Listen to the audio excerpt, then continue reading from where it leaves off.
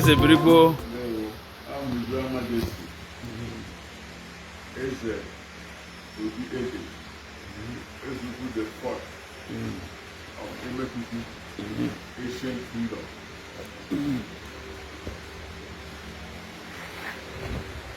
And then we'll go to India and get back from there. Attack one no there. Ọwụwụ na ọwụwụ onye maji onye ịhụnanya Chineke dere ede ata na mgbe ọ bịara na ngosi ahụ Chineke ede ma kpanụ ha bịa ma awa n'ije bịa Chineke edere ya and ile oge nujere bịa n'ụbọchị taa ọ gara egwu ahụ anya dịkpa anụ onye ọ na-eju mgbe oju ihe niile anụ nga oge nọ so taa ụbọchị Chineke eme anyị chịkwanụ mmiri akara azụ ahụ onye hụrụ anyị n'ichega ihe gburu nwe achịche gburu nwe achịrịkwa gbogbo ise Eze Brio ọwa anyị akpa hịrịhịrị achị ihe ịkpọkwa ya Eze Brio ọhụ anyị si anyị aga eri ha anya eri achị ihe ori kpọkwa nga ya ezi ụka achị ogologo anyị Igbo culture ịhụnanya anyị ndị n'otu anyị ọganihu anyị Chineke nye anyị ụmụaka ụmụ onye kwana anyị okenye anyị nwe onwe otu anyị eziụka wụọ anyị mmadụ ihu eziụka nyekwana anyị ọrụ ịhụ na ụmụaka o nyere anyị so aṅụ na-egbuke ya na ịsọgbu obodo iruma n'obodo isi and iruma obodo isi ga-esi ụlọ nne na nna eziụka nwatakịrị eruma hụ na nne na nna ya isi ọwụ onye kpọrọ ya n'isi onwe mkpọ ga-eji eruma n'obodo isi eziụka achị Chineke dịkwara ụmụaka ga-eruma na n'isi n'aha Amen.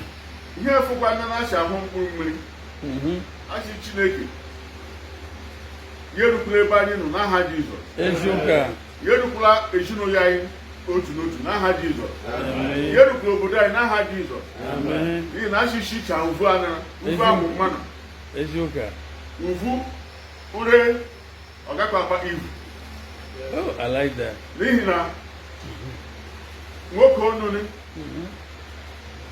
enweghị ihe daa ndị ga-agba ya girigiri azụ ahịa mere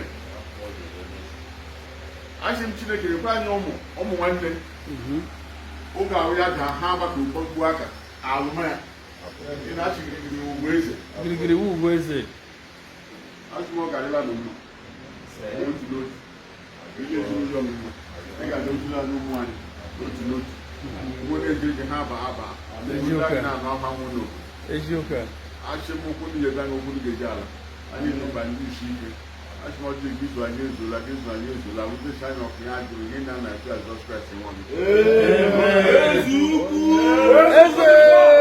Eze Brio.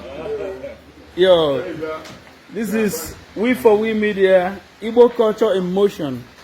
This is, you just witnessed the beauty of Igbo culture, and this is how we're doing it live and direct in Emekukwu in Owerri North Local Government Area with His Royal Majesty Eze Ukwu, Eze Bribo, Eze Porompiri. Eze, hopefully we're going to be visiting more and more to learn more about the Igbo culture. Omunne Anna Hona Heme Ganga. This is live and direct in Emekukwu. We4We Media, Frakas Mo'fire. You know, we thought we did it all in Nekede. I am the man Nekede, and the J1 or Magwan or something. You guys don't know what we're doing. This is the UgoEze Onweya. Sure. UgoEze Onweya no kwa here. UgoEze didn't even say, Oshun Kwande Manager Amari, Oji Akaya. I have my time. And let me tell you, UgoEze what that. O Minishagi, I get Jaka Taya.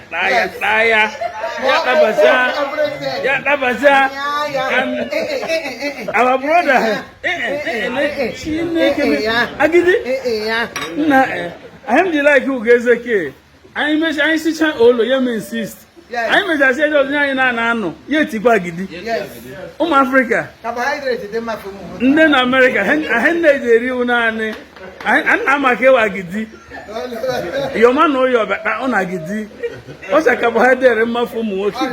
I put no power. Power carries a melon and Nemekuga Hishim or Tony Lama. Every power carries a We4We.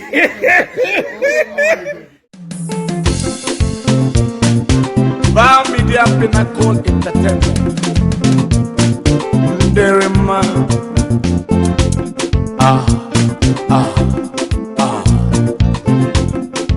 More fire.